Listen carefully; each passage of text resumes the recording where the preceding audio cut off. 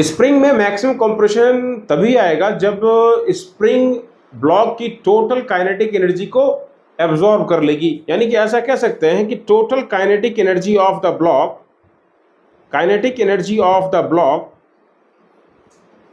will be stored in the spring in form of the potential energy of spring। तो जरा देखो, अगर m मास का ब्लॉक है, v वेलोसिटी से मूव करते हुए आ रहा है, उसके पास में कितनी काइनेटिक एनर्जी होगी? तो बोलेंगे आप हाफ m v स्क्वायर होगी।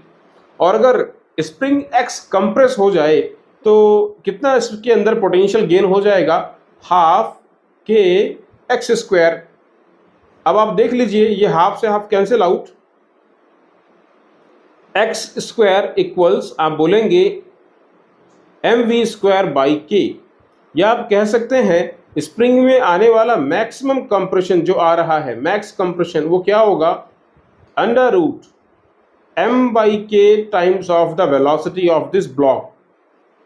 इस तरीके से हम निकाल सकते हैं स्प्रिंग में कितना मैक्सिमम कंप्रेशन आएगा।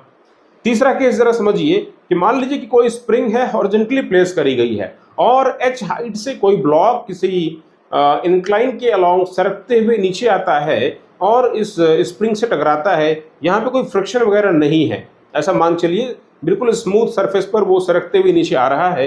तो स्प्रिंग से जब कोलाइड होगा, स्प्रिंग हमारी कंप्रेस होगी। ये कंप्रेशन आप फाइंड करना चाहते हैं, कैसे निकालेंगे? आप बोलेंगे कि भाई ब्लॉक के पास में जो भी एनर्जी है वो उसके पास में पोटेंशियल एनर्जी है, बिकॉज वो h हाइट से नीचे आ रहा है कि नहीं? तो जो पोटेंशियल एनर्जी होगी वही एनर्जी बेसिकली जब स्प्रिंग को पूरा मिल जाएगी तो स्प्रिंग हमारी कंप्रेस हो जाएगी मैक्सिमम। यहाँ लिखने जा रहे हैं, यहाँ लिखेंगे for the maximum compression of the spring, loss in the potential energy of this block, loss in gravitational potential energy equals gain in spring potential energy।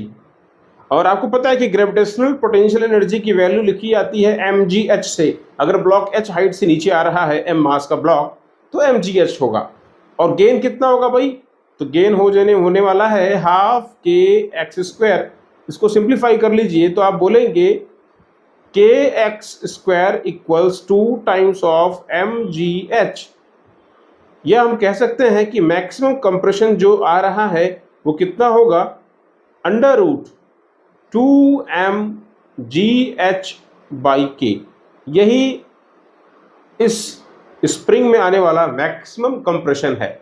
एक और केस को जरा देखते हैं, केस नंबर 4। मान लीजिए कि हमारी एक स्प्रिंग है जिसको हमने किसी पॉइंट S से सस्पेंड कर दिया है। स्प्रिंग के दूसरे एंड से किसी m मास के ब्लॉक को हमने हैंग करा दिया है, तो स्प्रिंग थोड़ा सा इलोंगेट होगी।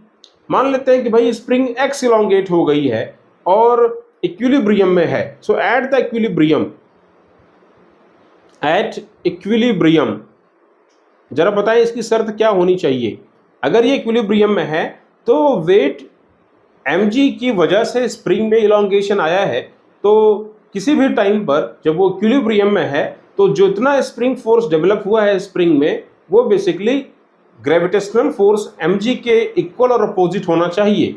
सो एट द इक्विलिब्रियम लिखेंगे frictional force equals gravitational pull applied by the earth or the planet, जहां पर हम बात कर रहे हैं। और स्प्रिंग फोर्स लिखते हैं k टाइम्स ऑफ x से। x क्या है? उस टाइम पर इलोंगेशन है स्प्रिंग में, तो हम लोग इस x को लिख सकते हैं, क्या लिखेंगे इसको? mg बाई के। ये तो भाई इक्विलिब्रियम में आने वाला इलोंगेशन है। लेकिन अगर यहीं आपसे पूछ ले what is the maximum extension in the spring, spring में मैक्सिमम एक्सटेंशन कितना है, तो क्या वो भी यही होगा? बिल्कुल नहीं, उसका आंसर ये नहीं होगा। जब भी आपसे मैक्सिमम एक्सटेंशन की बात करेगा तो आपको दिमाग में रखना है आप एनर्जी कंजर्वेशन की बात करेंगे। सो यहां लिखने जा रहा हूं for maximum extension, for max extension,